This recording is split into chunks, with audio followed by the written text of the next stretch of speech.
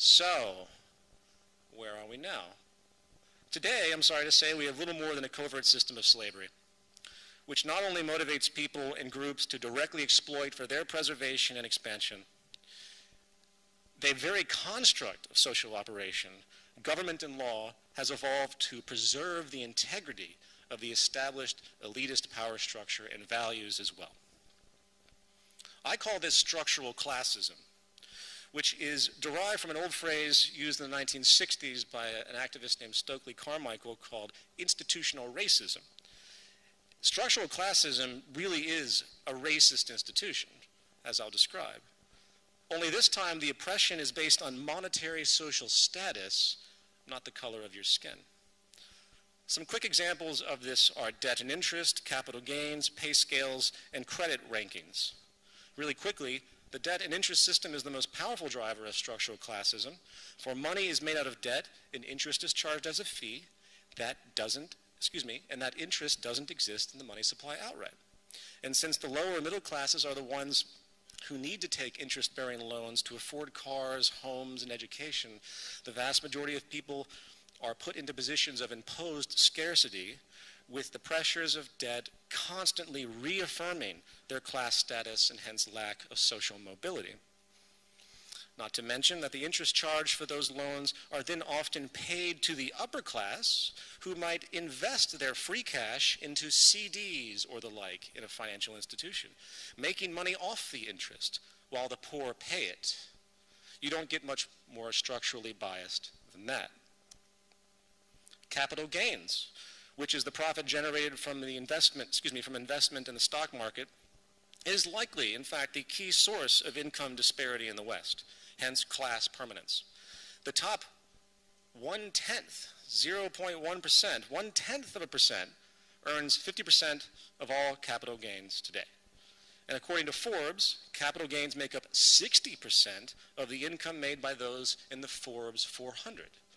That's enormous. The top 400 richest people in America make 60% of their money through the capital gains that they get from the stock market. That's ridiculous. In other words, the art of turning money into more money, the stock market, this rich man's game that's been invented by them for their own purposes, really is the most massive driver of inequity and class division, and it's built into the design. The stock market should have been shut down a long time ago.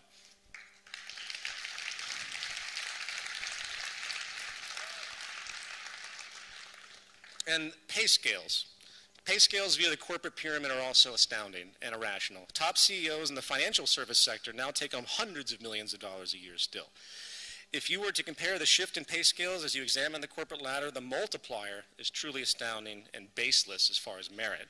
A study done by the Canadian Centre for Policy Alternatives found that Canada's top CEOs make an average worker's yearly salary in 3 hours. It's even worse in America, naturally. And the final issue I'll address on this regarding structural classism has to do with the credit system, which is pretty much universal.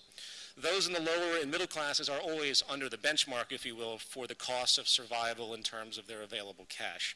Homes, education, cars, no one has the type of money to pay outright for this in those lower classes. So credit must be used.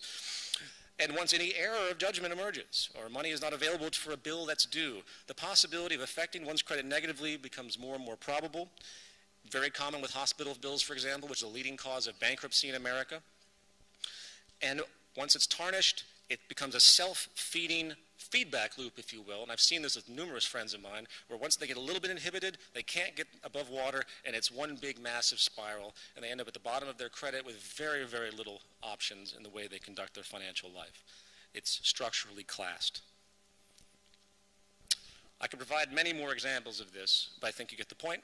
The structure of this system benefits the ownership, investment, governance class, continually securing the financial well-being of the wealthy elite while systematically inhibiting the well-being of the lower and middle classes to keep them in their place, if you will. And back to my main point, what did you all expect? The structurally induced psychology inherent to a system based on competition, where some win and some lose, logically leads to levels of protection that transcend the market itself and move into affecting the regulation or governance of society as a whole as a form of market strategy. and preservation. And why not? After all, it's the free market, right? Who says lines have to be drawn?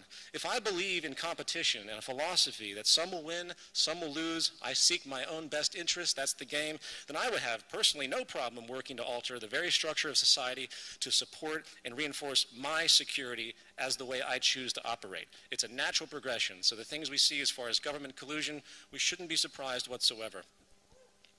And in conclusion of this section, as an aside, I would like to add that if I was indeed a wealthy elitist, groomed into a value system, that I must be better than everyone else in the world to justify the fruits of what I've been given, for whatever reason, the great wealth and privilege that you see. I would like nothing more than the impecunious masses to think that the free market was the only way for their liberty and freedom. It's a perfect structural scam for the entire economic system. By its very core, philosophy inherently supports the higher classes and condemns the lower.